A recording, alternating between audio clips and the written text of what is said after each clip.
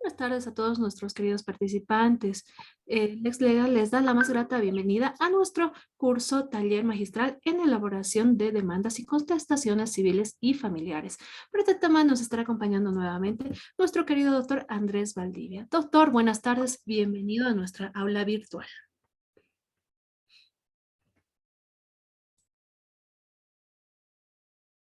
Bueno, estimados colegas, estamos viendo una cuestión muy interesante.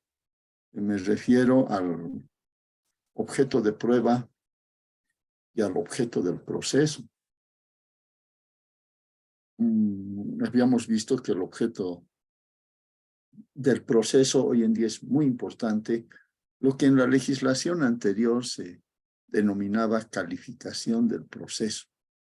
No sé si se acuerdan ese artículo 354, 355 del Código de Procedimiento Civil. Había un momento del proceso donde se decía, señores, ahora sí vamos a calificar el proceso en ordinario de hecho o sumario de hecho u ordinario de puro derecho, sumario de puro derecho, etcétera, etcétera. Se decía así, ¿no? Y bueno, en realidad no se estaba calificando prácticamente nada, solamente cuestiones de forma. ¿Cuál será la forma? Ir por la vía ordinaria y a su vez determinar si era de hecho o de derecho. Ir por la vía sumaria si era de hecho o de derecho, o sea, trámite y procedimiento. Hoy en día, lo más importante es debatir en torno al conflicto de relevancia jurídica. ¿Cómo resolvemos ese conflicto de relevancia jurídica? ¿Sí?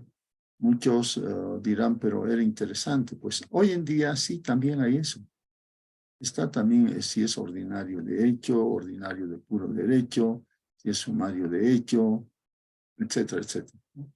Por supuesto, ya no hay sumarios, hoy en día hay extraordinarios. Y bueno, ¿dónde se da eso del ordinario de hecho, por ejemplo? Se da en la demanda, se da en la demanda. Porque si nosotros volvemos a leer el artículo 113, a ver, por favor, con códigos, el 113 del Código Procesal Civil. Dice así. 1. Si la demanda no se ajustare a los requisitos señalados en el artículo 110 del Código Procesal Civil, o sea, requisitos de la demanda, se dispondrá la subsanación de los defectos en el plazo de 3 días. Bajo apercibimiento, en caso contrario, de tenerse por no presentada aquella. Parágrafo 2. Si la demanda no se ajusta, si fuere manifiestamente improponible, o sea, la demanda, nos estamos refiriendo, se la rechazará de plano en resolución fundamentada. Contra el auto desestimatorio solo procede el recurso de apelación en el efecto suspensivo sin recurso ulterior. En caso de revocarse aquella denegatoria, el Tribunal Superior impondrá responsabilidad a la autoridad judicial inferior. Bueno, entonces, ¿qué pasa acá? Debemos entender que la demanda también es una propuesta, algo que se propone en forma y contenido, en forma y contenido, ¿sí? Entonces, cuando hablamos de la forma, estamos hablando de aspectos completamente epiteliares, secundarios, accesorios, estructurales. Y en todo eso, estamos diciéndole al juez, proponiendo en la forma que sea un ordinario de derecho o de hecho, ¿no? Un ordinario de puro derecho o un ordinario de hecho. Ya le estamos diciendo desde el principio. Entonces, cuando el juez admite la demanda, está admitiendo provisionalmente que el proceso es ordinario de hecho o de puro derecho. Es ordinario de hecho, puro derecho. Esta calificación que se hace por la parte en la demanda, que después es aceptada por una admisión provisional de la demanda, admite, dice, ¿no? Pero en el fondo es una admisión provisional, porque todavía hay que esperar la contestación, donde el demandado puede objetar los requisitos de admisión de la demanda. Cuestiones de forma, cuestiones de fondo, puede todavía rechazarla oponiendo las excepciones pertinentes como demanda defectuosa. En el artículo 128 del Código Procesal Civil precisamente tenemos una excepción todavía que nos rebate esa admisión de la demanda, esa admisión provisional de la demanda. El juez podría equivocarse. Entonces, por eso se corre en traslado para que la parte, en su caso, oponga las excepciones pertinentes. Y así tenemos en el 128, dice, numeral, parágrafo 1, numeral 5, demanda defectuosamente propuesta, trámite inadecuadamente dado por la autoridad judicial a la misma o indebida acumulación de pretensiones. ¿Sí? Ya nos está señalando si es correcto o no.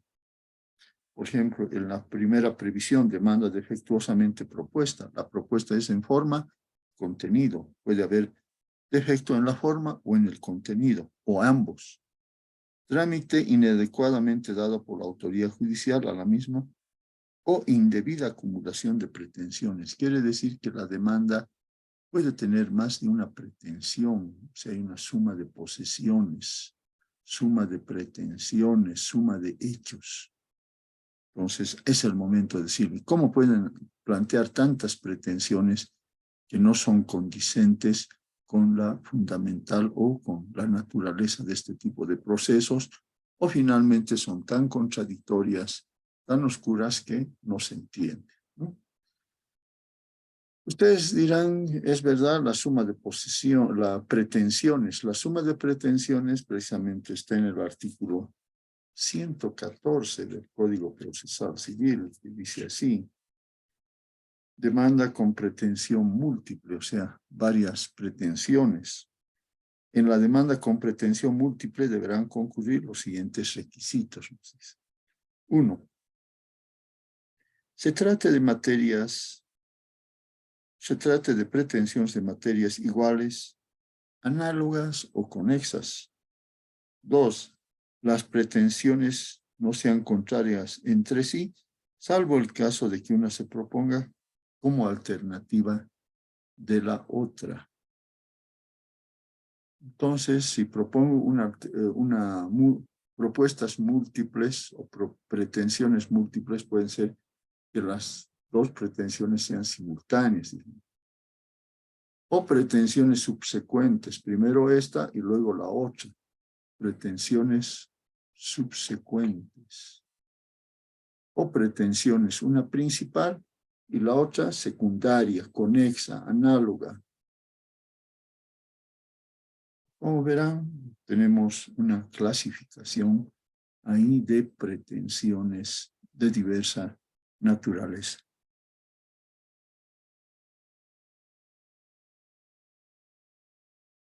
Y el tercer punto es que todas puedan sustanciarse por el mismo procedimiento, todas ordinarias o todas extraordinarias, o todas ejecutivas o todas monitoriales, simplemente de manera genérica.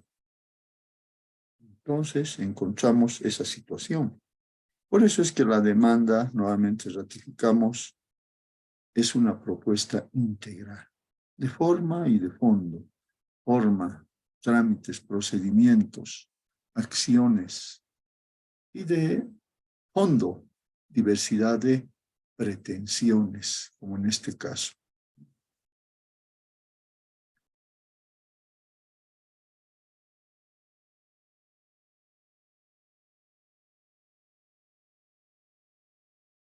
Entonces, el artículo 113 nos concibe que la demanda es una propuesta Y allá dentro de la propuesta también está solicitar la vía,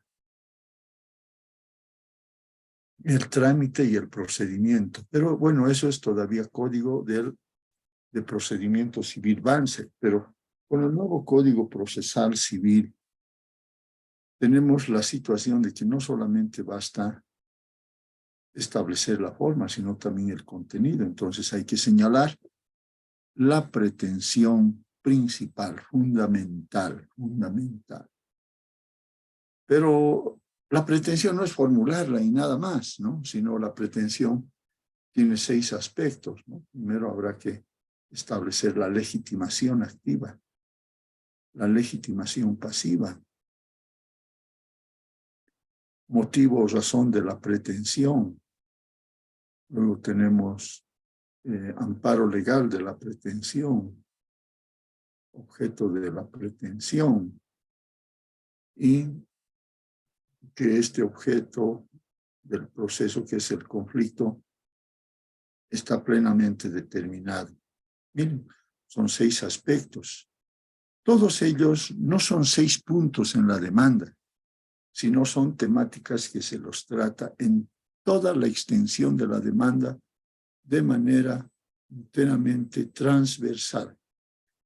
Son temas transversales. En todo aspecto lo vamos a encontrar, todo momento, todo aspecto. Por eso es que se dice que hoy en día la pretensión es casi todo. No es solamente un puntito, no son solamente esos 6 puntos, es toda la demanda prácticamente. Como estamos también haciendo una propuesta en el fondo, en el contenido, entonces ya tenemos que señalar la pretensión y su conflicto de esa pretensión. Habrá que describir el conflicto de relevancia jurídica.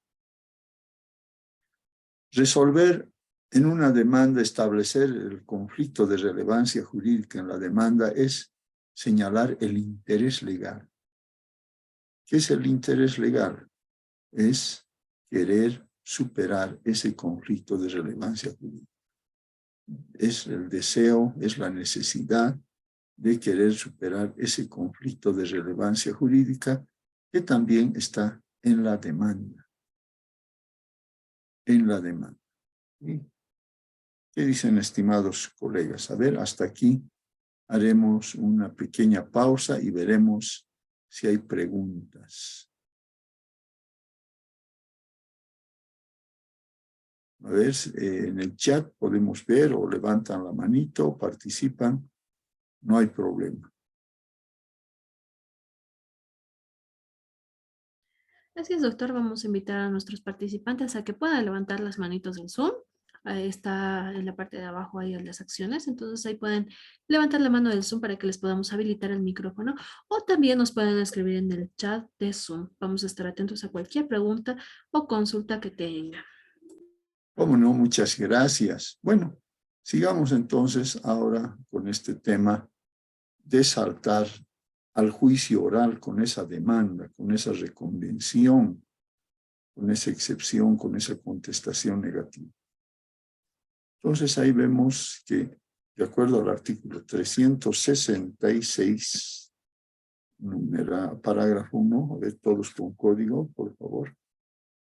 366.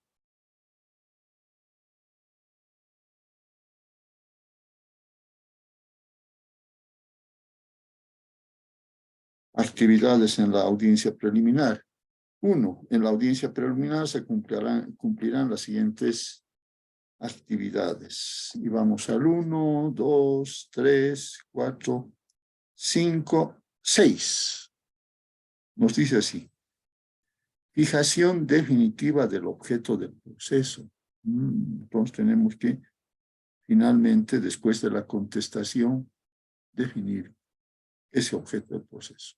¿Por qué después de la contestación? ¿Por qué proponemos la demanda? A su vez se propone también la contestación.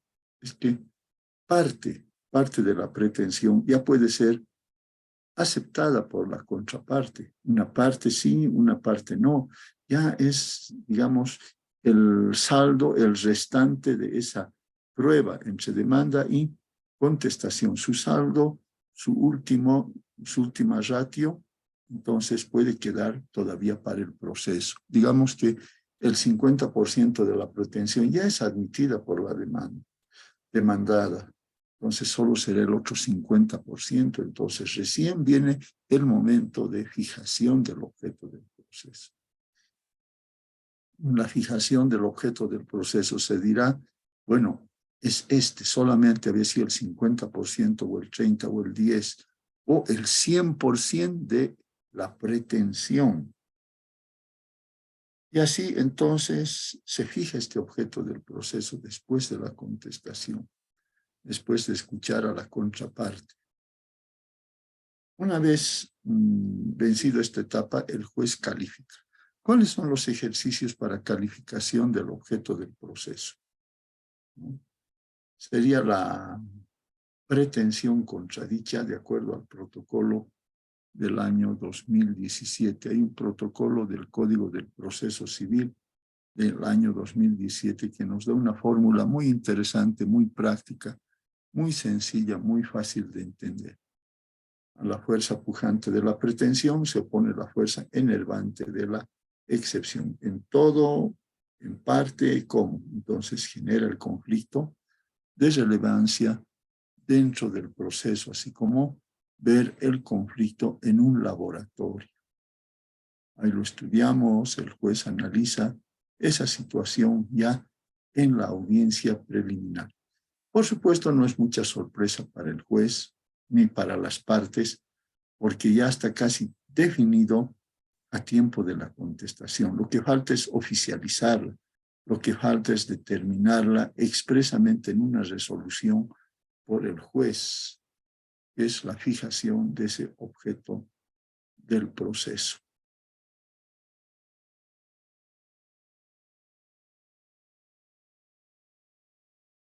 Una vez definido el objeto del proceso, el conflicto de relevancia jurídica, nos preguntamos que esa pretensión contradicha tiene un fundamento, un motivo, una relación de hechos, los mismos que hay que establecerlos en el objeto de prueba, en el objeto de prueba. Son los hechos. ¿Cuáles hechos van a ser probados? ¿Cuáles los motivos o fundamentos de la pretensión ya contradicha van a ser motivo de prueba? Y ahí tenemos, ¿no? Dos objetos de prueba. Son hechos casi siempre señalados por la parte actora y excepcionista. O sea, entre ellos están señalando ya los hechos. Y el juez solamente los analiza y los pone como hechos relevantes, objeto de la prueba, que son los fundamentos de la pretensión contradicta. Los hechos señalados por el juez que deben ser probados, pero ya en auto. Los hechos vienen de las partes, pero esto lo oficializa en una resolución en el auto que se dicta en la audiencia preliminar. Cuando la pretensión es indisponible y responde al orden público, encontramos al juez en una actitud proactiva. Ya no es un averiguador más, sino es un averiguador muy profundo. No es investigador, como dice algún texto boliviano nacional. Ya es el juez es un investigador, no. Es averiguación.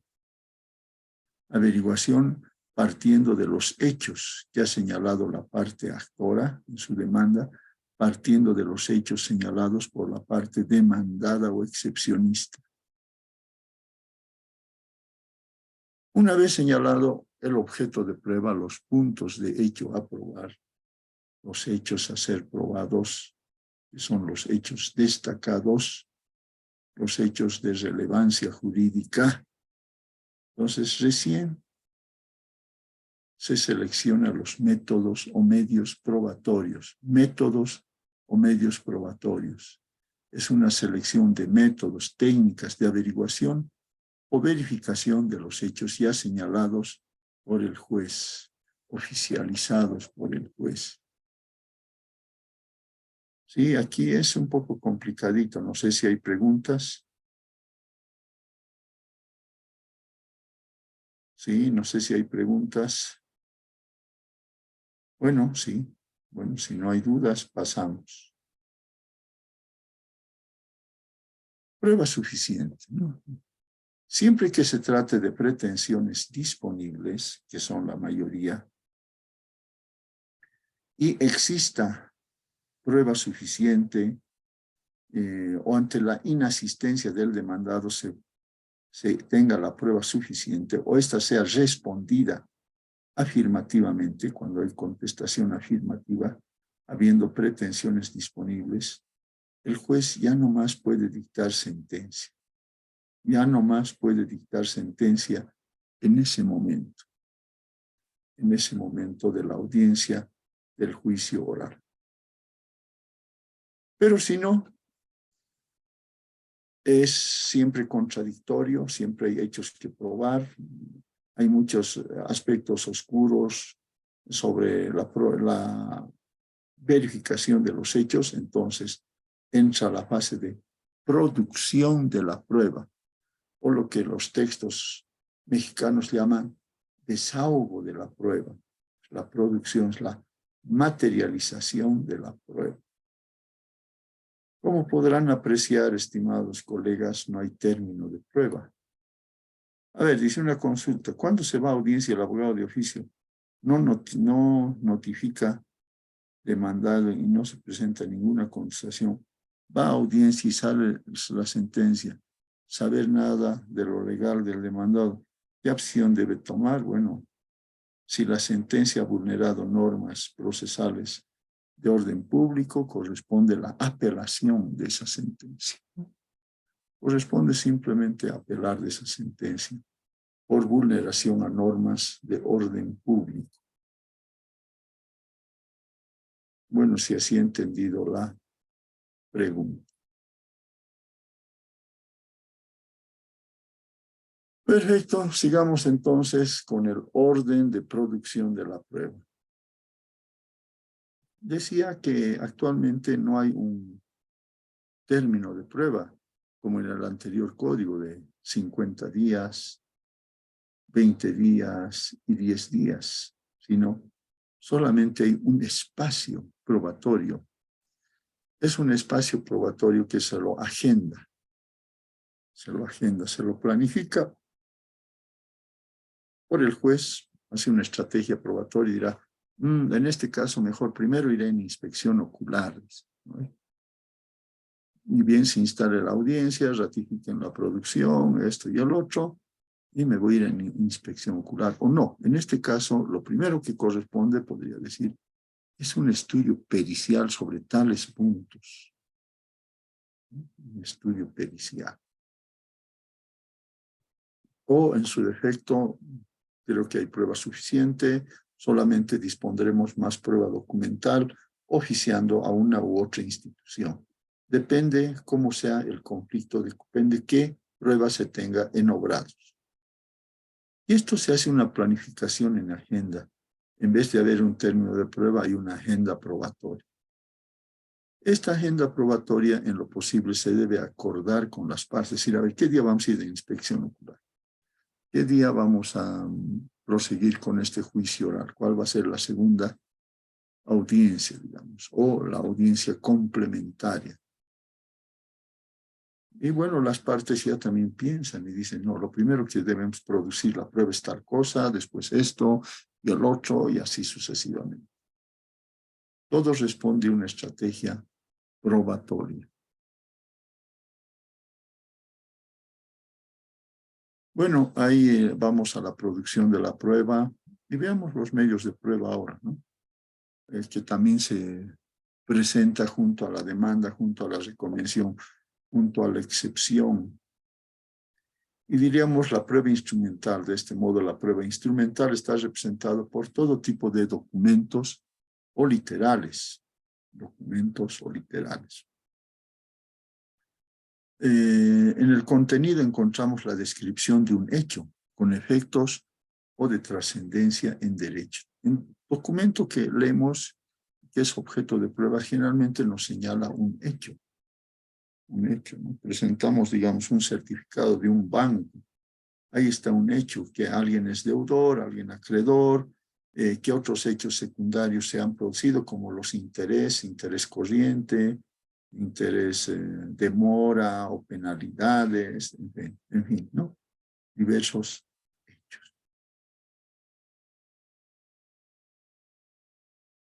Interés probatorio.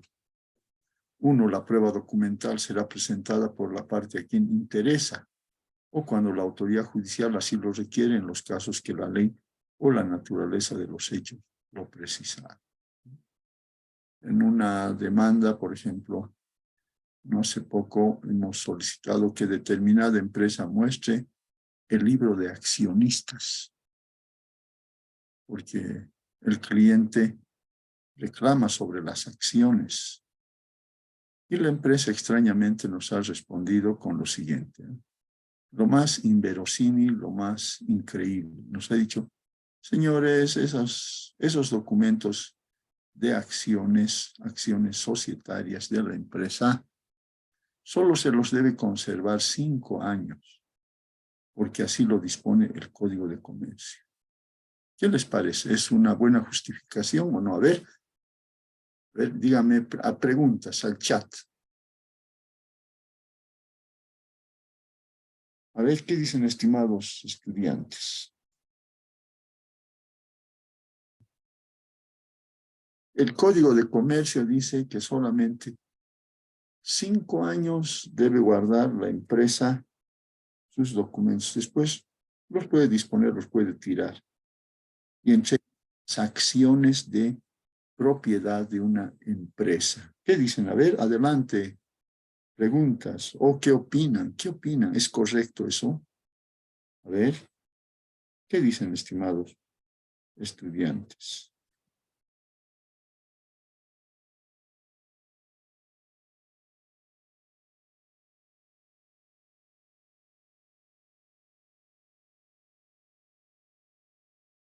A ver, por favor.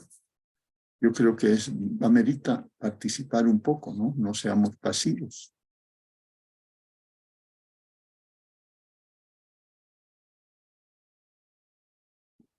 A ver, ¿dónde está eso?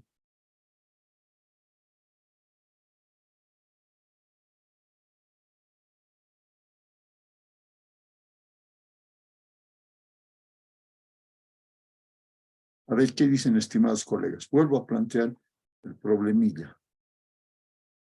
El juez dispone que una empresa presente el libro de acciones, o sea, de quiénes son los dueños, sus acciones, una participación de acciones específica.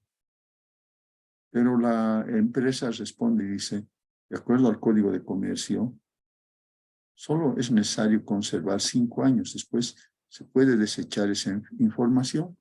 Es que no hay problema, no hay esa información. Dice aquí alguien, ¿no? De los que participan, algún colega o alguna colega. No es correcto, es una limitante y es desconocimiento de los plazos. Y bueno, todavía no hay plazo. Plazos de los 5 años. Entonces, ¿cuánto tiempo debe guardar las acciones una empresa? Sería la pregunta, ¿no? Las acciones. O sea, saber quiénes son sus dueños. ¿Cuánto tiempo podrá guardar? ¿Qué dicen, estimados colegas? ¿Cuánto tiempo? Se le podría responder al juez diciendo, no, hace 5 años. Como esto es de hace 20 años, hace 15 años ya lo hemos quemado todo eso, esa papelería. ¿Qué dice? ¿Cuánto sería entonces el término?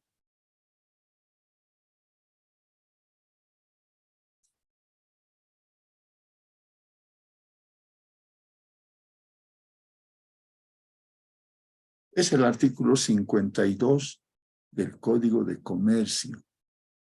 Una empresa va a guardar solamente 5 años, miren, 5 años, las acciones de una empresa, sus registros, sus controles. Después lo puede tirar, lo puede llevar para hacer, como dicen, papel higiénico. A ver, veamos este artículo 52. Conservación de libros y papeles de comercio. Los libros y papeles a que se refiere el artículo anterior deben conservarse cuando menos por 5 años, 5 años, contados desde el cierre de aquellos o desde la fecha del último asiento. Documento comprobante, salvo que disposiciones especiales establezcan otro periodo para cierto tipo de documentos. Transcurrido este plazo, podrán ser destruidos previo al cumplimiento de las normas legales, o sea, se los puede destruir. Archivo de correspondencia, nos dice el artículo 51. El comerciante, al dirigir correspondencia en relación con sus negocios, debe dejar copia fiel de esto utilizando cualquiera de los medios que asegure la exactitud y duración de la copia.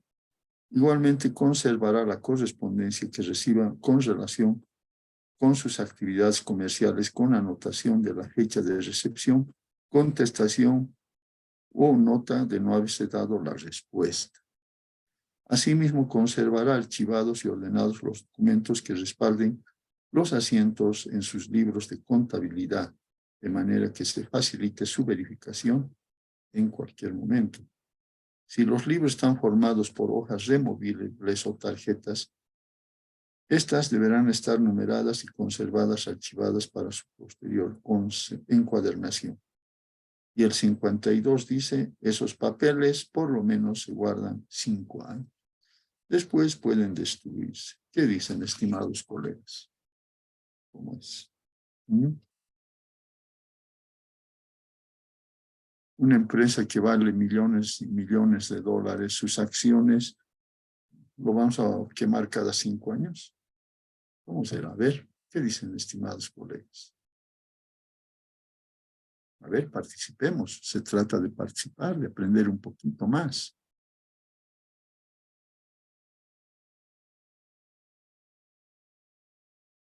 No, no es verdad.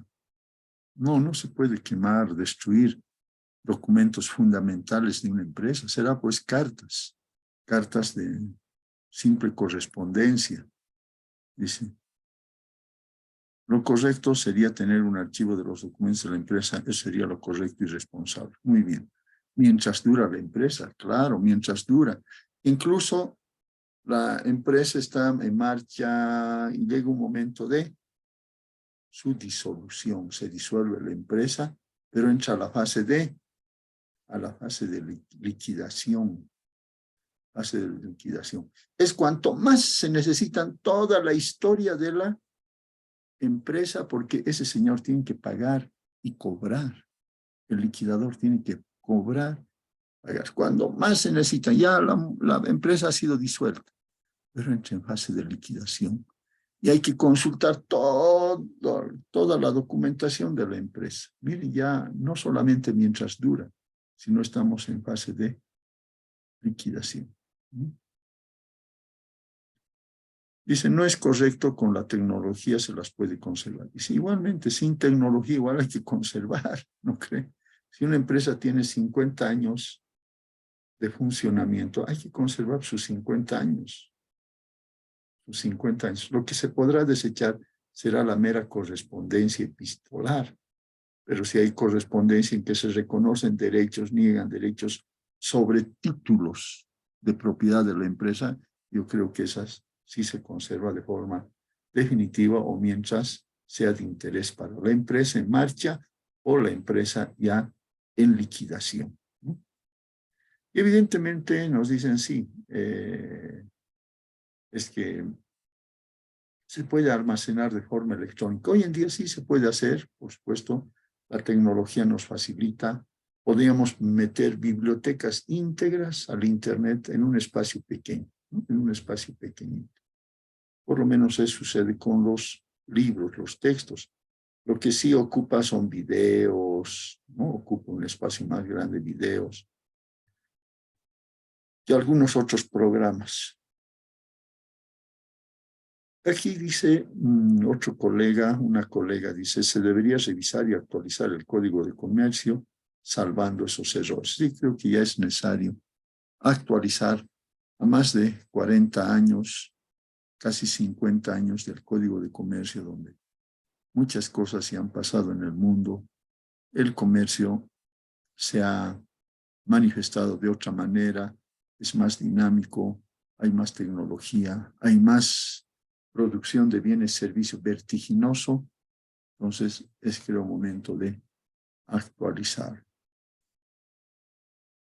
Por eso dice, ¿no? La prueba documental será presentada por la parte, o sea, demandante o demandado, a quien interese o cuando la autoridad judicial así lo requiera, en los casos que la ley lo establezca, o la naturaleza de los hechos lo precisa.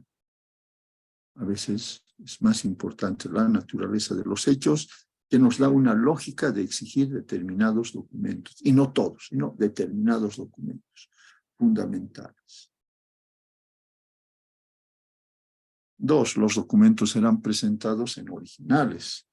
Si se tratare de fotocopias legalizadas, deberán guardar fidelidad con el original acreditada por servidora o servidor público autorizado que tenga el original en su poder y que en caso de duda deberá exhibirlo, ¿no? Finalmente, ver las matrices. 4, cuando se trate de libros o documentos extensos, la traducción solo comprenderá aquella parte o partes pertinentes al objeto del proceso. No, si nos interesa un artículo de todo un código grande como el Código de Comercio, Código Civil o incluso nuestra Constitución, bastará en traducir o presentar legalizado los artículos correspondientes. Y su traducción, por supuesto, que obedece a un trabajo más difícil, más exigente. Clases de documentos.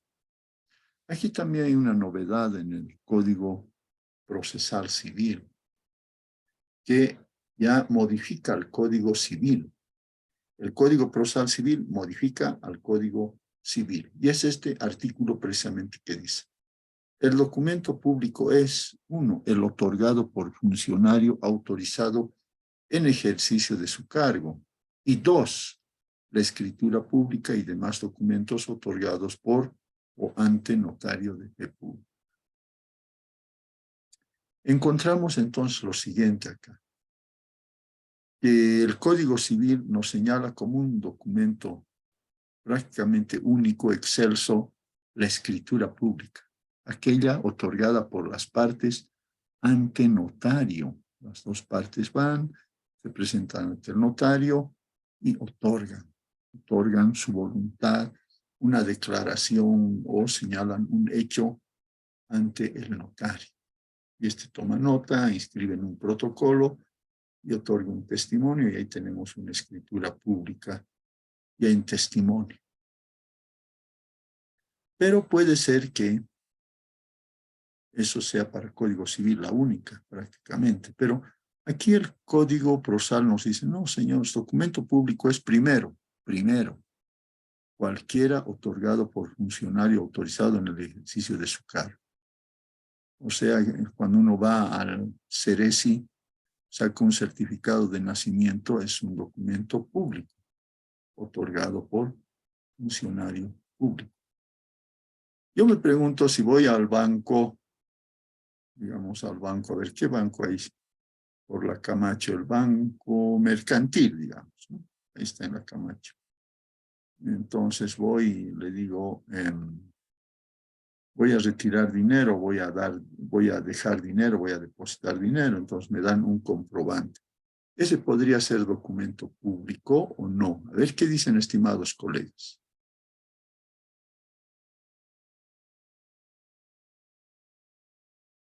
A ver qué tal.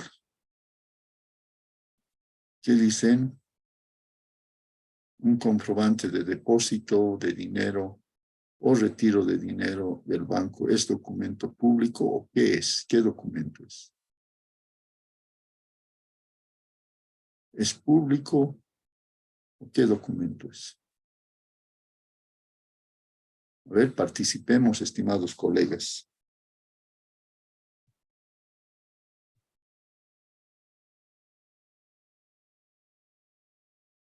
A ver, alguien en el chat ya nos mandó. Muy bien, bienvenido. Sí, dice. Evidentemente es un documento público. Dado por una instancia privada, es un documento público, porque está autorizado esa entidad bancaria en ese sentido. A mi parecer sí, porque dice, se acredita el depósito que se hubiera realizado en el caso de asistencia familiar. Actualmente solicita, se menciona una cuenta bancaria para el depósito, por supuesto, ¿no? Muy bien. Entonces, hoy en día, esos son documentos públicos. Una gran variedad, una gran gama. En este caso, hasta el voucher, el comprobante que nos da el cajero automático a medianoche, digamos, del banco, cualquier banco, Unión, o Visa o cualquiera, es un documento público.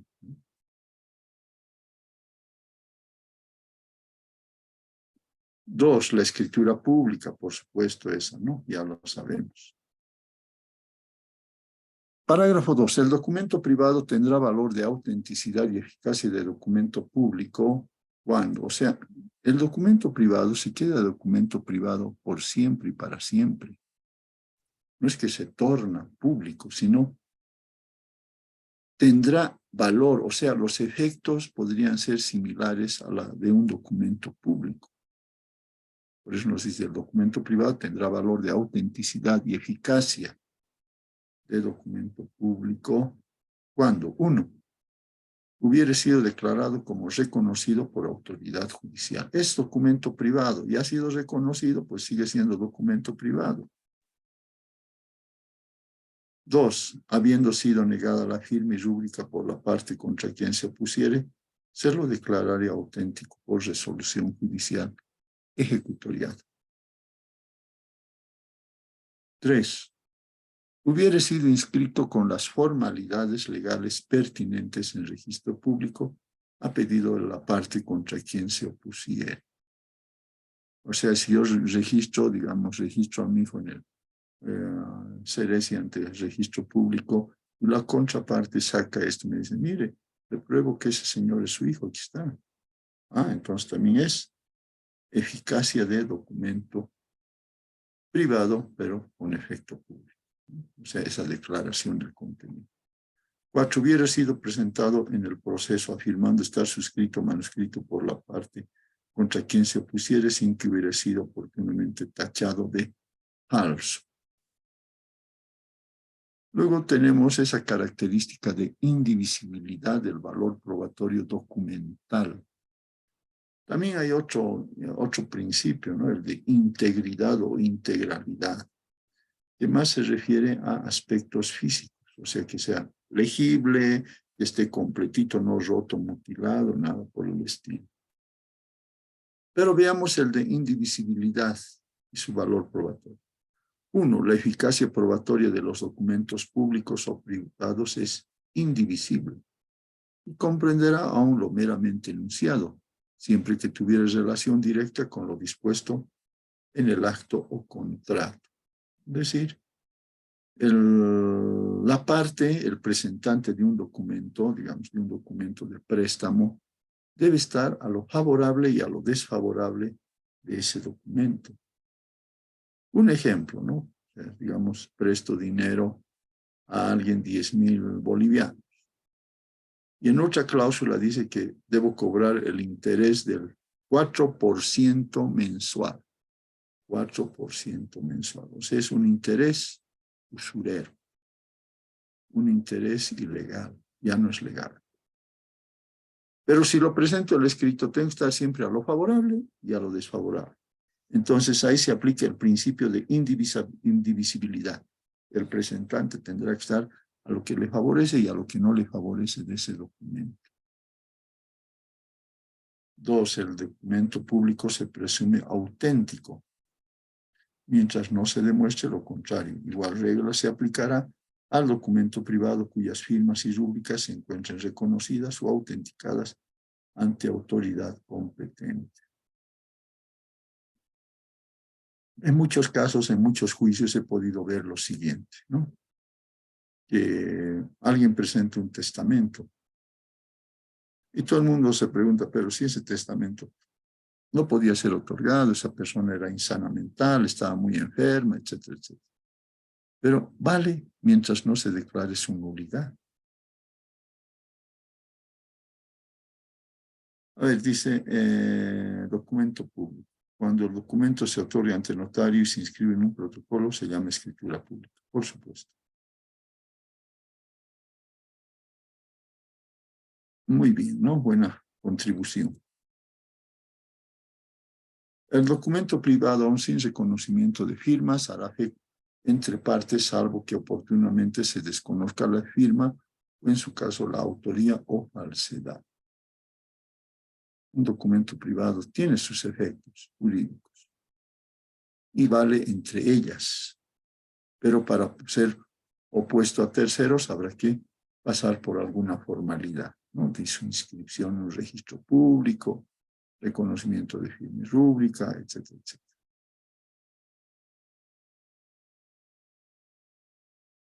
Requisitos generales de la prueba documental, ¿no? Generalmente. Legalidad, legitimidad, pertinencia, formalidad, conducencia. Legalidad, o sea, siempre esté con la ley, ¿no? No contrario a la ley.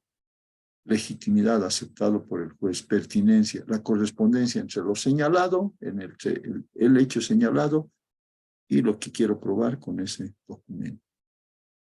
Formalidad del trámite. Presentar en la primera oportunidad junto a la demanda, junto a la contestación, junto a la reconvención, junto a la contestación, a la reconvención, junto a la excepción, junto a la contestación, a la excepción. A ver, ¿qué nos dice? Buenas tardes, dice. Una pregunta. Si en una conciliación de división y partición de bienes de un bien herencial, la conciliadora redacta el acta con la conciliación total de dividir un bien inmueble de 300 metros entre 4 herederos, 75. El juez lo desestima por no corresponder a las medidas del mínimo autorizado, que es de 100 metros cuadrados. ¿Qué se puede hacer en este caso para que pueda dividirse, ¿no? Irse a las reglas o las previsiones de la ley. Ir a la subasta pública de ese bien, ¿no? Y su producto se divide entre los coherederos o los copropietarios. Hoy en día también, ¿no? Antes de proceder a la división voluntaria ante conciliador o ante juez, porque también puede haber esa conciliación ante el juez, es que hay que presentar un certificado de la alcaldía de que ese bien inmueble, ese lote de terreno, es cómodamente divisible. No es que un terreno de 100 metros podamos dividirnos entre 2 o 3, y no siempre habrá un informe técnico, entonces el juez puede avalar esa división y partición. O sea, el bien tiene que ser divisible, legal y materialmente posibles. Dice, doctor, una fotocopia simple de un documento privado puede presumir por auténtico. Pues no, la mayoría de los jueces los rechazan. Aunque tenemos una interpretación muy interesante en un caso de jurisprudencia, que es el 1311 del Código Civil. A ver, aquí tengo Código Civil. Código Civil, ¿no? 1311. Vamos a ver esta pregunta.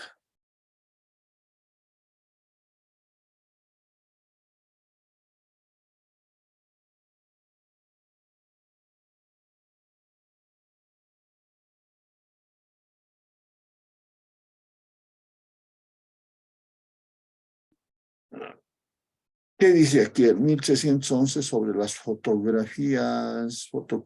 Dice.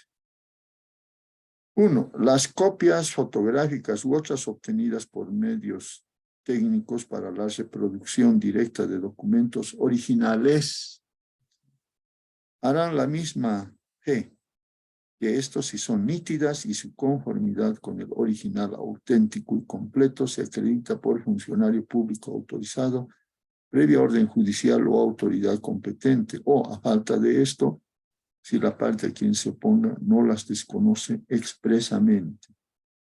2. Harán también fe, la misma fe, los documentos originales, las copias en micropelícula legalmente autorizados en dichos originales, depositados en las oficinas respectivas.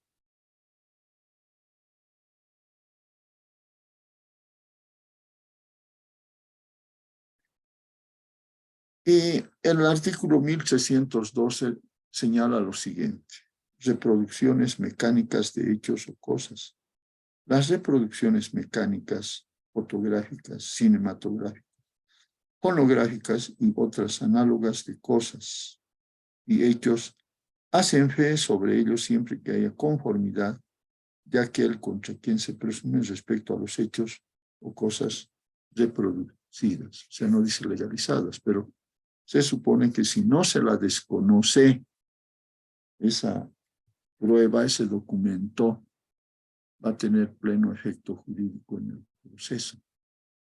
Y bueno, nos volvemos a preguntar aquella situación que ya lo habíamos hablado la primera noche de clases, es que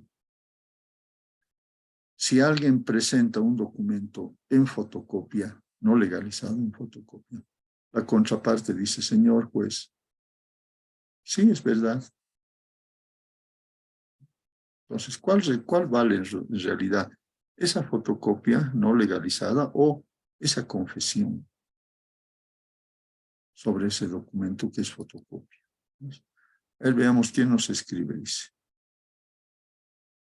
Una consulta respecto a la prueba. El año 2000 se presentó pruebas como ser fotocopias legalizadas de escrituras públicas, estudios grafológicos, y ese proceso contó con un auto supremo en un nuevo proceso por el mismo objeto, con las partes diferentes, pero sobre el mismo bien. Vuelve a presentar estos documentos como pruebas, ya que formaron pruebas en un proceso que se encuentra con auto supremo. Esas pruebas deberían ser rechazadas por el juez porque ya fueron judicializadas. No. Cada cual pues puede darle a cada hecho, a cada prueba, un efecto probatorio diferente. Un efecto probatorio diferente. Por ejemplo, un testamento. Uno dirá: ah, en este testamento me han nombrado muy bien porque yo soy heredero forzoso. Y en este testamento me dan la quinta parte, la liberalidad más, también a mi favor. Otro dirá: miren, este testamento no vale, pero aquí está el testamento, porque yo soy heredero forzoso y no estoy entre los herederos nombrados. Otro dirá: un momentito, este testamento aquí lo presento y en su última cláusula dice que se me está entregando una parte de la sucesión a título de liberalidad como donación o como legatario, soy legatario.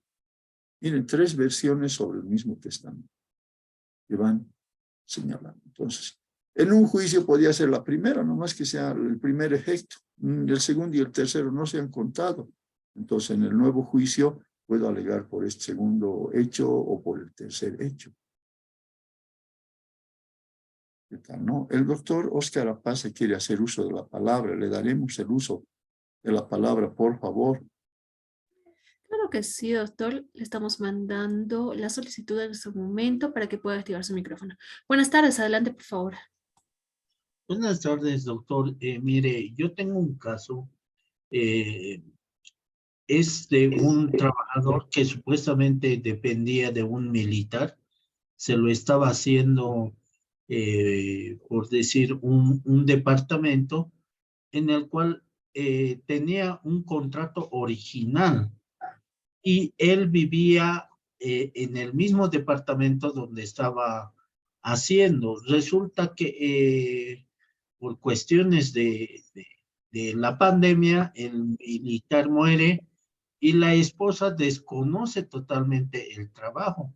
Es más, lo bota al trabajador y cuando lo bota, el documento original del contrato de obra se queda ahí, pero él tenía una fotocopia y del contrato de trabajo y resultado es que quiere seguir un proceso para que se cumpla la obligación, doctor, y entonces él solo presenta una fotocopia y el juez me rechaza.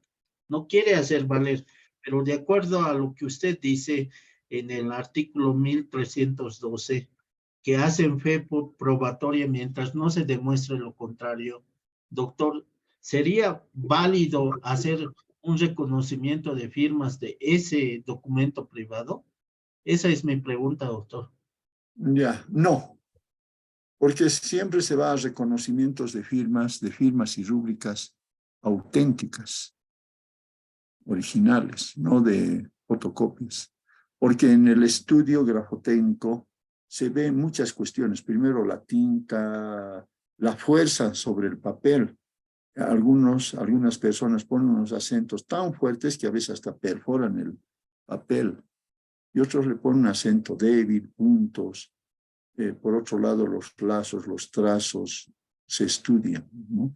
Que en una fotocopia no permiten ese estudio. Por otro lado, esa fotocopia podría estar distorsionada ya. No se tiene certeza. No se puede hacer estudio de una fotocopia, salvo que esa fotocopia, digamos, responda a un archivo público o algo así por el estilo, ¿no? Tenga otra connotación. Pero tiene que ser generalmente el estudio de un grafismo original, ¿no? Ahora, en su caso, también puede probar por otros medios, ¿no? Por ejemplo, este señor que ha debido trabajar ese departamento, ha debido comprar estuco, cal, piedras, arena, cemento, pinturas, clavos, instrumentos eléctricos, etcétera, de algún lugar. Y podría ver que, hacer nota, que puede tener esas facturas, pues comprobantes, o el pedir que se certifique cómo es que se ha comprado de ese lugar. También ya es un indicio, son varios indicios que él ha trabajado y ha desarrollado una actividad. Los vecinos también pueden ver que a él lo veían entrar en traje de overol, digamos, ¿no? El traje de los trabajadores. Y así, diversos medios probatorios, no siempre el contrato. El contrato es fundamental, por supuesto, pero hay otros medios probatorios. A ver, ¿qué nos dice alguien en el chat? Dice la confesión, llamar a confesión. Sí, también se le puede llamar a la confesión, a ver cómo es que ese terreno, cuándo ha sido adquirido, digamos, fue adquirido como un terrenito pelado, después ya aparece ya la construcción, digamos, ¿no? Podría ser, llamar la confesión provocada.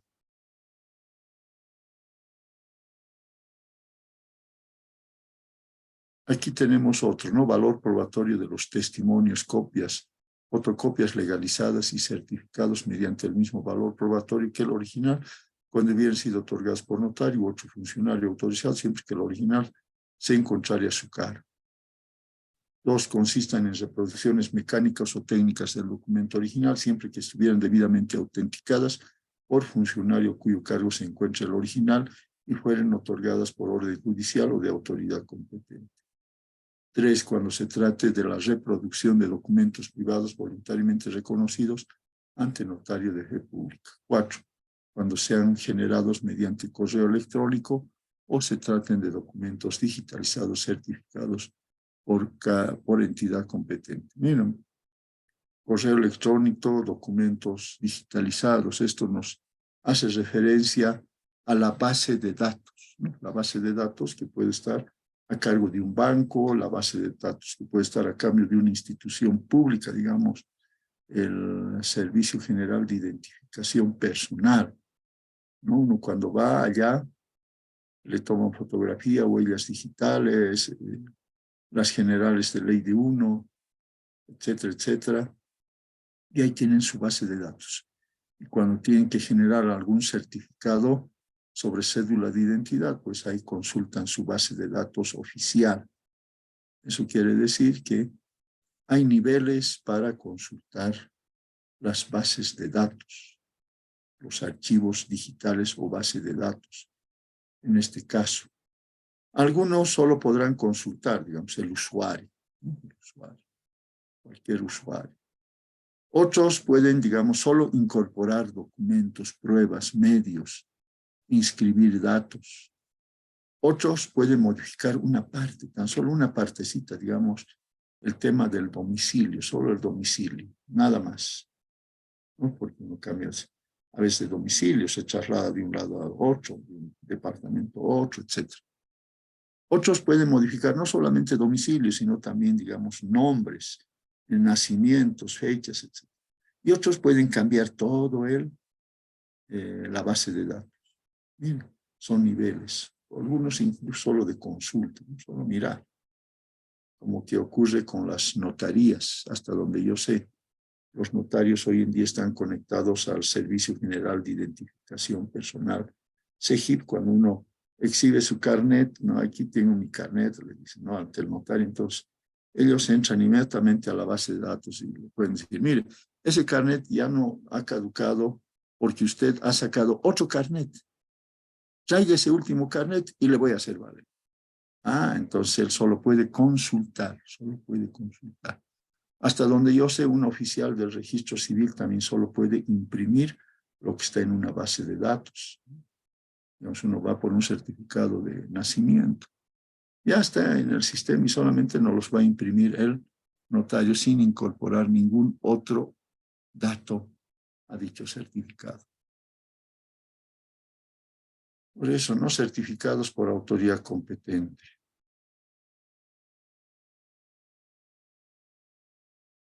Documentos en oficinas públicas.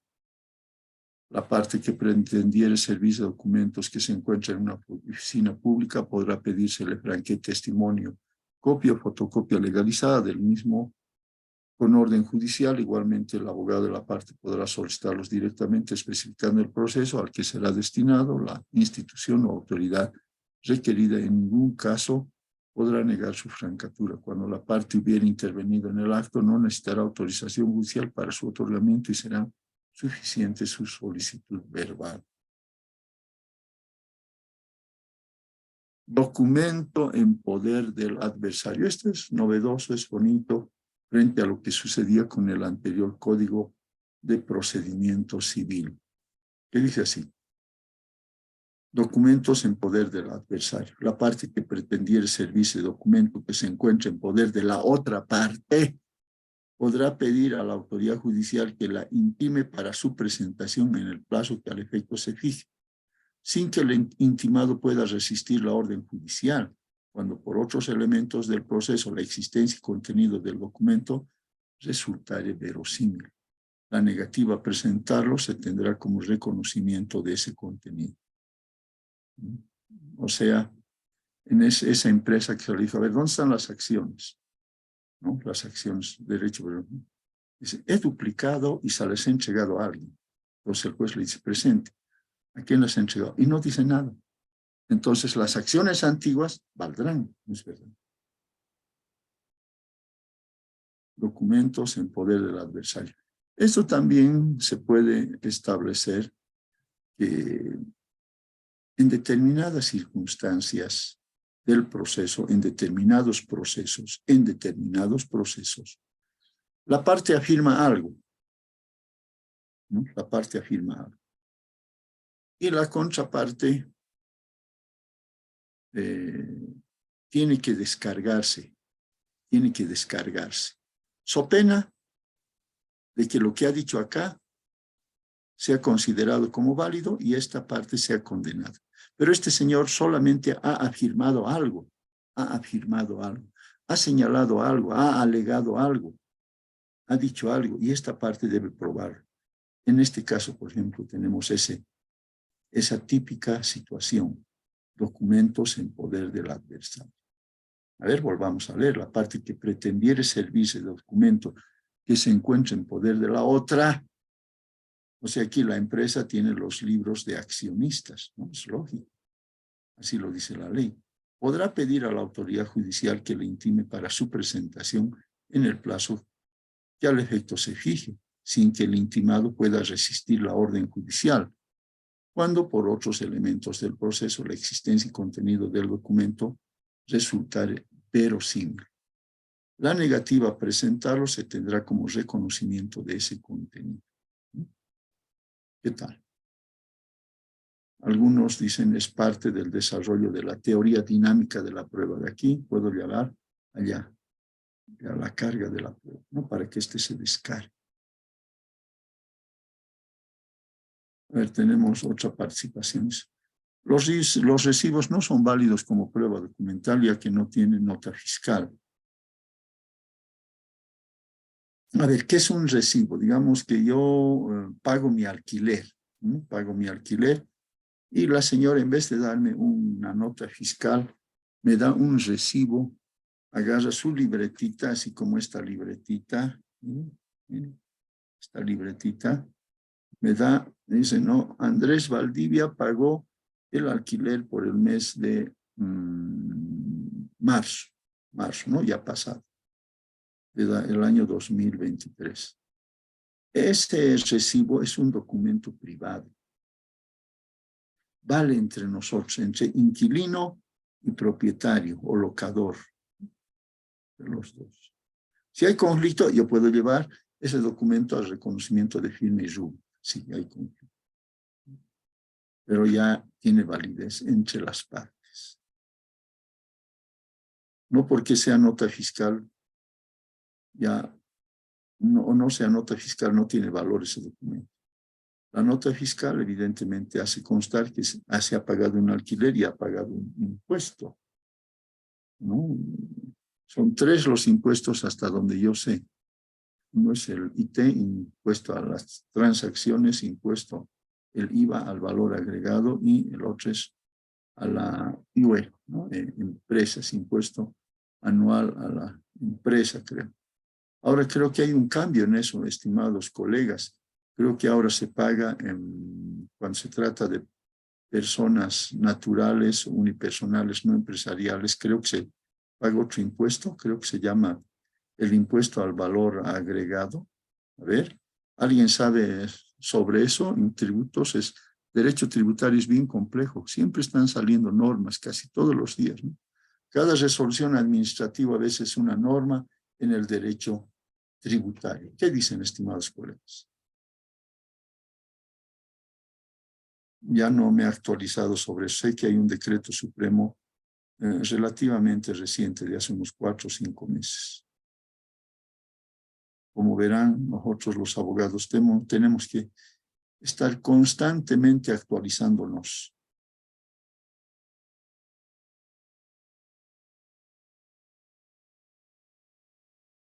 Haremos un cuarto intermedio de unos 2 minutos para tomar un poquito de agua, estimados colegas.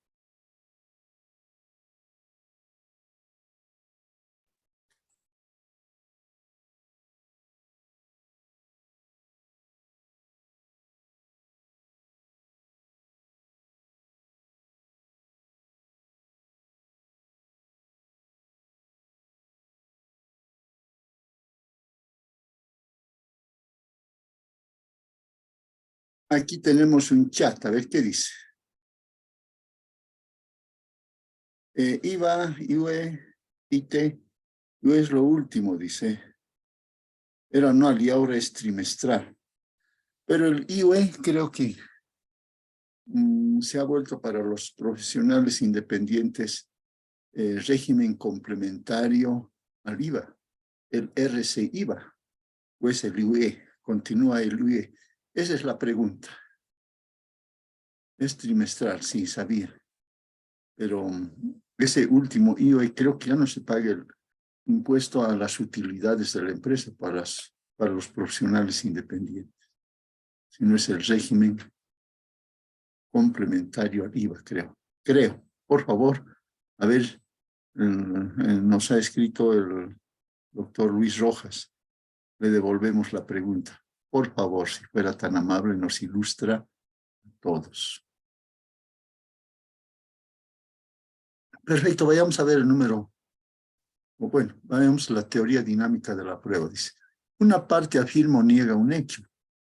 La otra parte debe descargarse so pena de que tenga una presunción grave en su contra y se dicte una resolución que le vaya a desfavorecer.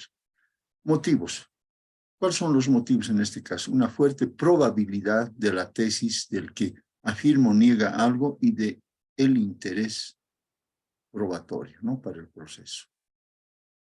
3 documentos en poder de terceros. Cuando la parte pretendiere servirse documentos que se encuentran en poder de terceros, solicitará a la autoridad judicial que ordene su entrega en originales, en el caso en que estos pertenezcan a los requirentes, o en copias o fotocopias autenticadas, sin que el requerido pueda rechazar la orden judicial con cargo al requirente. El tercero requerido podrá oponerse a la entrega solo si el documento fuere de su exclusiva propiedad y la exhibición pudiere causarle perjuicio, situación que será apreciada por la autoridad judicial para determinar lo que corresponda. Muy bien, alguien nos habla en el chat, dice, ¿no? A ver, ¿qué dice? Para reponer una partida de matrimonio en las oficinas del CERESI, mediante el trámite administrativo, solicitan certificado de matrimonio o libreta de familia, pero en original actualmente uno de los cónyuges ya falleció lamentablemente, la libreta de familia se perdió, pero el certificado de matrimonio original se encuentra en el SEGIP, dice. Servicio General de Identificación Personal archivado. Se puede con la copia legalizada del certificado de matrimonio, porque señala que tiene que ser así, o sí originales, dice, ¿no? O sea, si hay algo en el SEGIP, habría que pedirle al SEGIP que nos franquee una fotocopia legalizada de ese documento, o una certificación de que existe ese documento en el servicio para hacer la inscripción en el CERESI, ¿no? En el CERESI. Habría que hacerse trámite. Otra cosa es que en el CERESI le pidan una orden judicial, ¿no? Una orden judicial que ya tendría que ser dentro de un proceso. Pero si hay un documento original en el SEGIP, yo creo que vale la pena solamente que informe el SEGIP al CERESI en el sentido de que se cuenta con un original y se vaya a la reposición de esa partida matrimonial.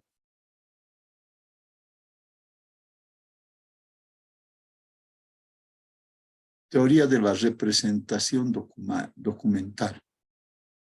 Estaríamos hablando aquí del documento electrónico o digital. Documento electrónico o digital. Es aquel que se haya desmaterializado en un medio magnético, ¿no? En algo magnético, o sea, magnetizado.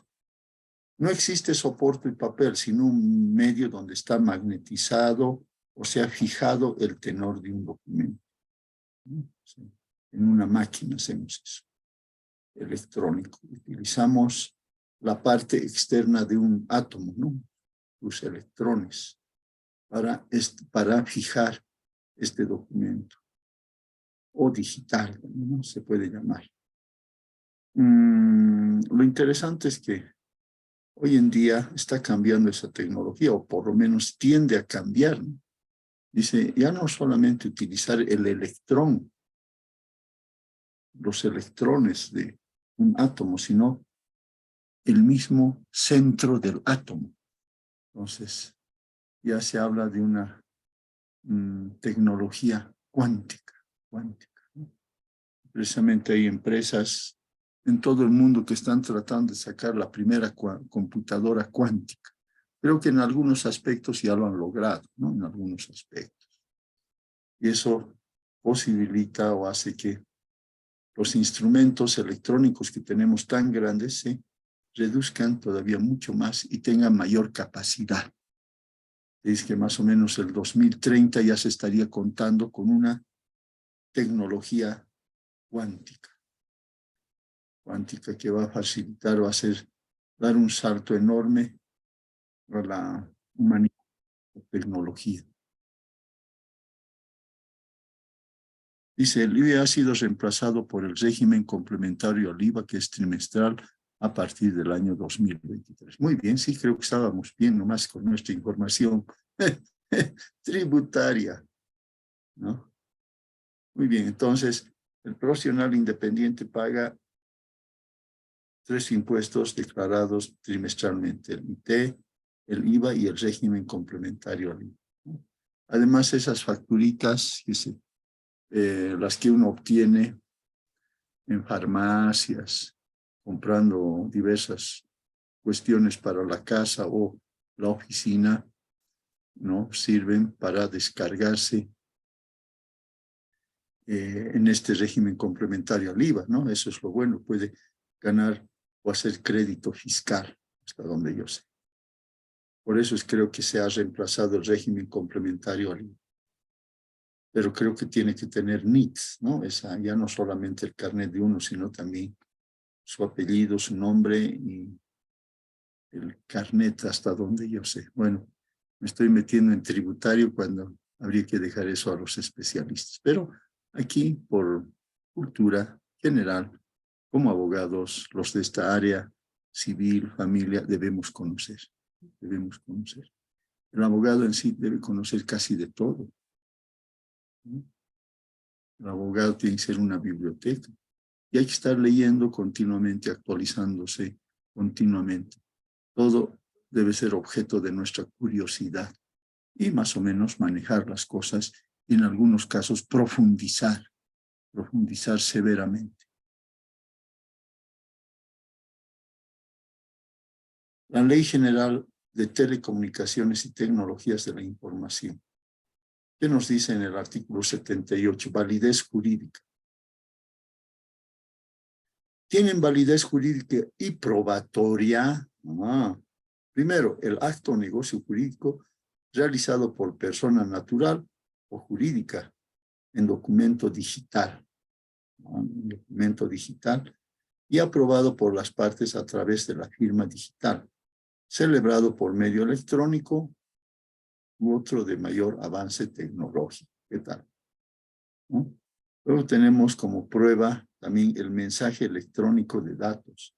Ahí entrarían los WhatsApps, ¿sí o sí? Los WhatsApp y Telegram, creo que hay otro, ¿no? Otra forma de comunicarse parecido al WhatsApp de las apps, las aplicaciones, ¿no? Que se tienen en el Internet. Y finalmente la firma digital.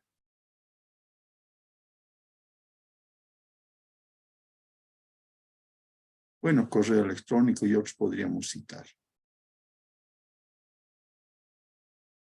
¿Qué rasgos de distinción deben haber de esta teoría de la representación de los documentos electrónicos o digitales y en el futuro cuánticos?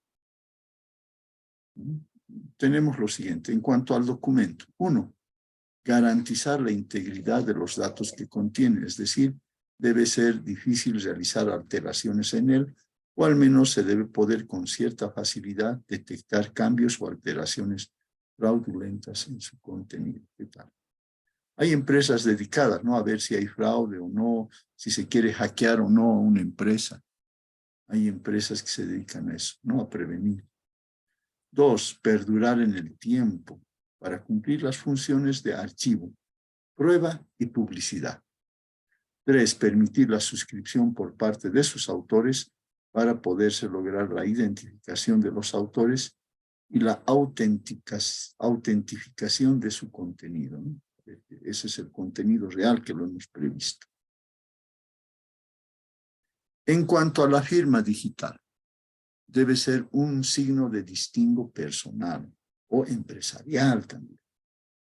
2, permitir identificar a su autor y difícilmente utilizable por otro. 3, permitir autenticar el texto contenido en el documento en el sentido de vincularlo al sujeto que lo ha suscrito. 4, garantizar la no repudiación. Esto es que el signatario firmante no pueda fácilmente desconocer su autoría.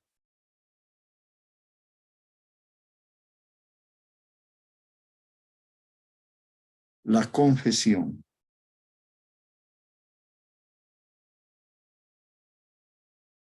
La confesión, se dice, es la reina de las pruebas, ¿no? Cada rama procesal tiene su prueba reina, su prueba máxima, su prueba top o cumbre. Por ejemplo, materia agraria, materia minera, tienen sus pruebas fundamentales. En materia agraria y materia minera, la prueba fundamental es la inspección judicial, la inspección administrativa que se haga de ese lugar de trabajo, ¿no? El agro, ese terreno en particular o esa mina en particular. Porque quien trabaja la tierra, bueno, va a ser su poseedor, su propietario, a quien se le reconozcan los derechos. Igual en la minería, ¿no? Quien trabaja pues frente a otro que le quiere usurpar sus derechos mineros va a probar decir, mira, yo estoy trabajando, aquí están mis regalías, aquí está todos los tributos que pago y saco esto y ustedes pueden verificar que estoy trabajando. Por eso hay un dicho entre los mineros, ¿no? Gato el que posee. Gato el que posee. Quiere decir que el minero ahí se defiende así como un gato patas arriba, así con sus garras.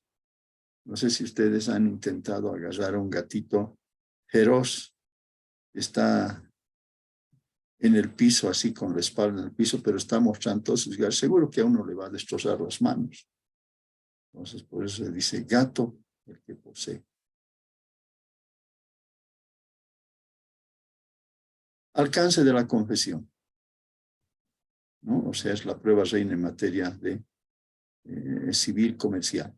Existe confesión cuando la parte admite total o parcialmente la veracidad de un hecho personal o de su conocimiento, desfavorable a su interés o favorable a la del adversario. ¿Qué tal? Existe confesión entonces cuando la parte dice algo sobre el hecho en un momento específico, generalmente dentro del proceso. Existen dos clases de confesión, la judicial que podrá ser provocada o espontánea, y la extrajudicial. La judicial espontánea es la que se formulare en la demanda o la contestación o en cualquier otro acto del proceso y aún en ejecución de sentencia. Su interrogatorio previo en este último caso importará renuncia a los beneficios acordados en la sentencia. Mira, en estos días habíamos redactado una demanda muy interesante en que el propietario, su abogado propietario, recibe dinero por concepto de alquileres adelantados, por mucho tiempo, ¿no? Pero él es una persona muy correcta, muy transparente, una persona muy honesta. Entonces me dice, digámosle al juez que ya me han dado alquileres por mucho tiempo y son estos meses, pero el resto ya no me ha pagado. Entonces ahora hay causal de desalojo, ¿no? Pero decimos, por estos meses nos has pagado, evidentemente. Creo que no ha mediado ningún recibo, solamente recibió, el otro guardaba el dinero, guardaba y no daba nunca un recibo. Tampoco le exigió, sería por mucha familiaridad, mucha confianza o algo. Pero ahí en la demanda está confesando de que ha recibido parte de los alquileres. Pero hoy en día más de 3 meses cumplidos ya no le ha pagado. Entonces, en confesión judicial espontánea, la que se formulara en la demanda, o sea, no solamente la que formula el demandado, ¿no? Generalmente en su contestación formula el demandado. Reconozco tal cosa, pero tal cosa no, digamos. O en cualquier otro acto del proceso, y aún en ejecución de sentencia, sin interrogatorio previo. En este último caso importará renuncia a los beneficios acordados en la sentencia. O sea, teniendo sentencia, la otra parte reconoce algo. Entonces, incluso se podría sobreentender sobre la sentencia. Eso no quiere decir que se modifique la sentencia, sino simplemente cambian los efectos de la sentencia.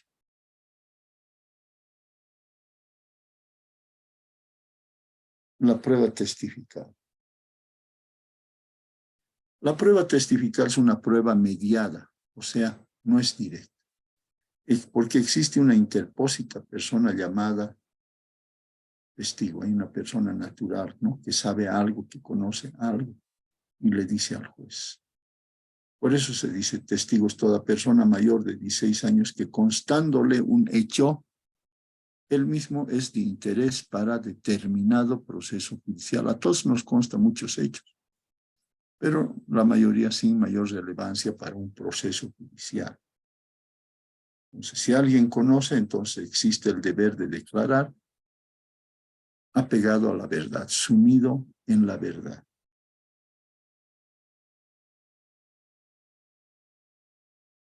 Procedencia, nos dice la ley, toda persona mayor de 16 años podrá ser propuesta como testigo y tendrá el deber de comparecer y declarar, salvo las excepciones establecidas por la ley.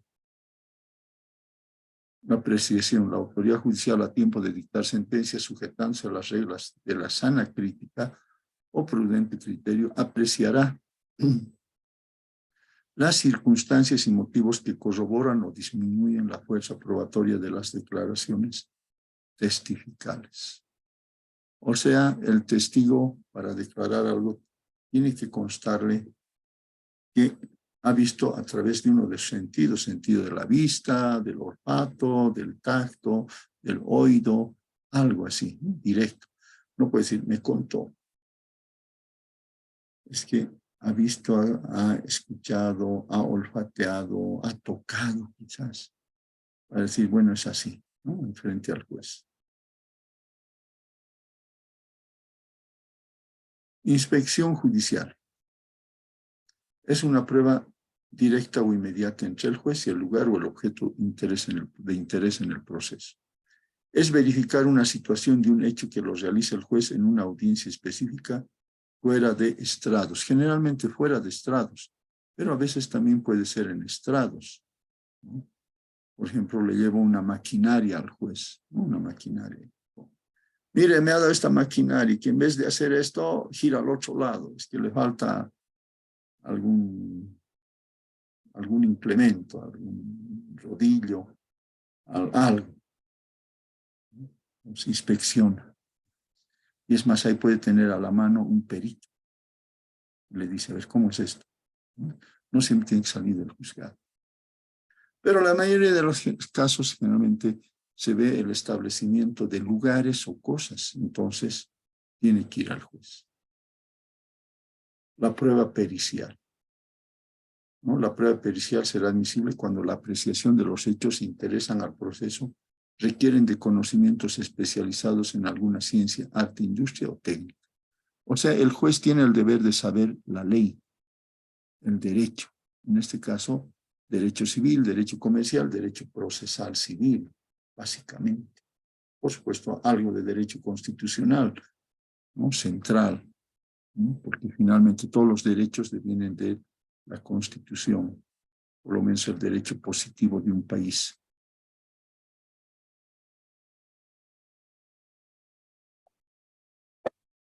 Entonces, se dispone ese auxilio que necesita el juez, un auxilio técnico, un auxilio científico, un auxilio de algún artista, de algún industrial, de algún técnico, que le pueda ayudar a entender algo que es de interés para el proceso.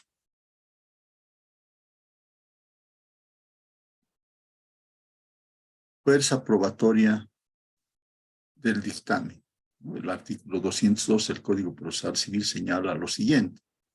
La fuerza probatoria del dictamen pericial será estimada por la autoridad judicial en consideración a la competencia del perito, los principios científicos o técnicos en que se funda, la concordancia de su aplicación con las reglas de la sana crítica y demás pruebas y elementos de convicción que la causa ofreciere. La autoridad judicial no está obligada u obligado a seguir el criterio del perito y podrá apartarse del dictamen mediante resolución dada.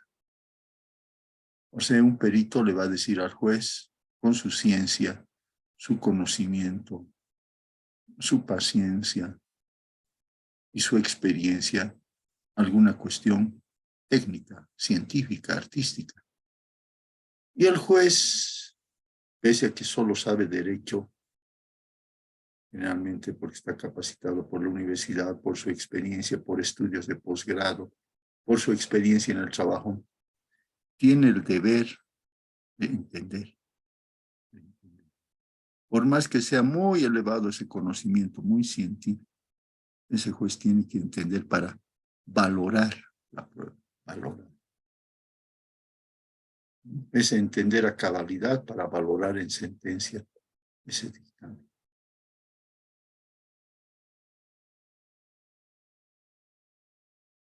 Y los abogados tenemos que saber de todo, el juez mucho más.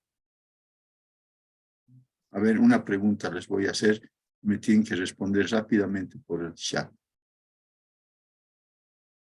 ¿Cómo es la etiología del COVID-19? Tantos años hemos soportado. ¿Cuántos escritos, cuántas cosas se han rechazado? ¿Cuánto se ha hablado sobre el COVID? O sea, ¿cómo se desarrolla la enfermedad en el cuerpo humano, el COVID, el virus del COVID? En un primer momento, cuando apareció el COVID, apareció en la China, ¿no es verdad? Entonces allí los científicos chinos se pusieron a estudiar, y dijeron es una pulmonía fulminante, una pulmonía grave. La gente por eso muere ahí, asfixiándose. Entonces necesita ventiladores y no sé qué cosas, oxígeno seguramente, una mascarilla de oxígeno y no sé qué cosas. Pero después se estableció que no era así. No era así el COVID. Pero nosotros que hemos vivido y somos profesionales deberíamos saber cuál es esa etiología. ¿Cómo opera ahí adentro la enfermedad en el cuerpo? A ver, ¿quién nos dice eso? A ver, por el chat, a ver, ¿quién nos responde?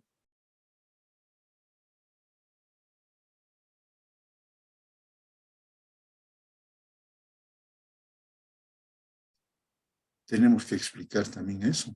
¿Por qué no? En determinado caso. ¿Y qué podemos hacer para sanarnos?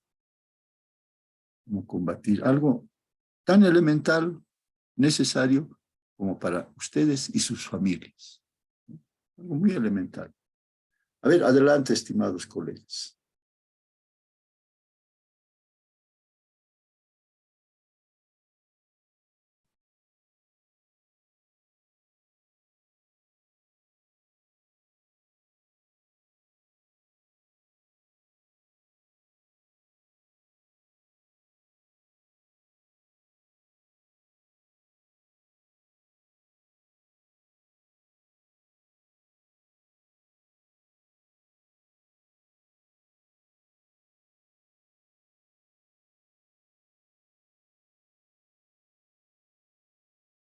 A ver quién nos manda un chat. A ver, una cuestión tan elemental. Como decía la primera clase, ¿no? Nosotros los abogados debemos conocer casi de todo. Por eso nos comparan con un huito, un búho. No nos comparan con otro animal, ¿no ve?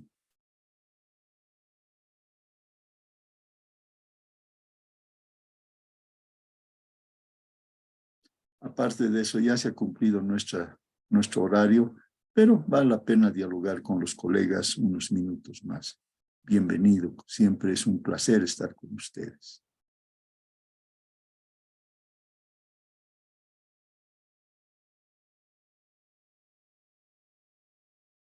A ver, estamos esperando.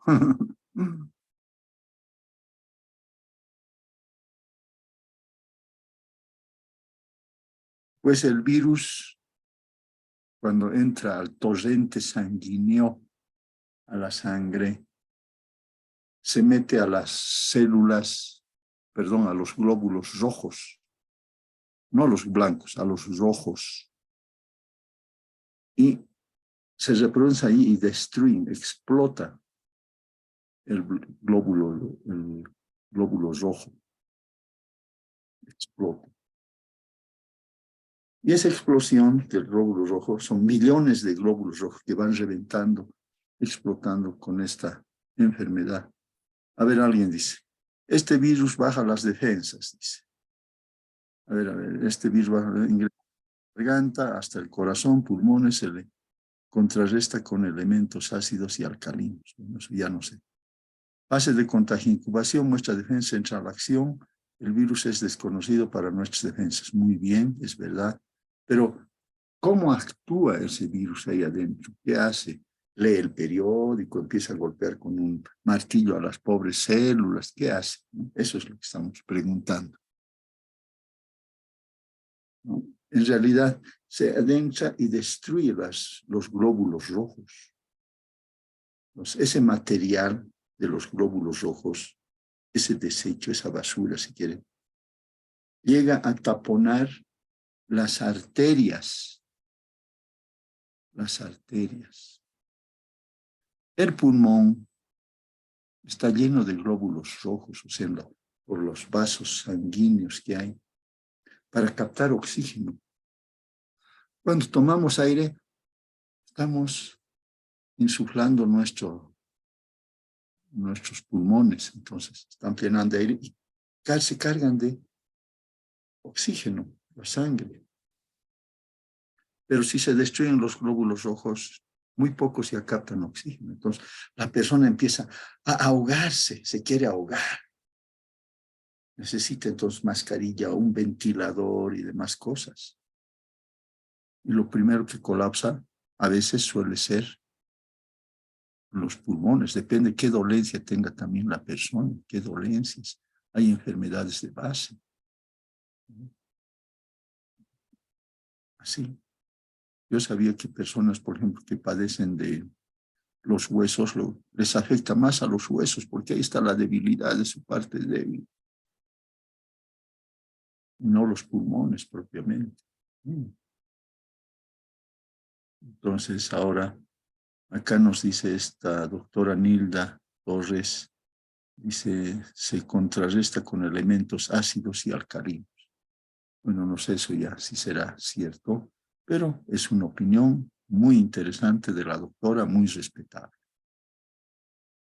Bueno, estimados colegas, como siempre, ha sido un placer estar con ustedes, compartir estos momentos tan lindos de intercambio. Bueno, habrá oportunidad que nuevamente nos volvamos a ver. Estimados colegas, muchas gracias, muy buenas tardes. Que tengan un feliz fin de semana. Hasta luego. Doctor, agradecidos con usted por estar en nuestras clases. Muchas gracias de parte de nuestro centro, doctor. Agradecidos también a nuestros participantes por estar presentes en esta clase. No se olviden de que les van a estar mandando la información por el grupo de WhatsApp, así que estén atentos, por favor. Que pasen un buen fin de semana. Permiso.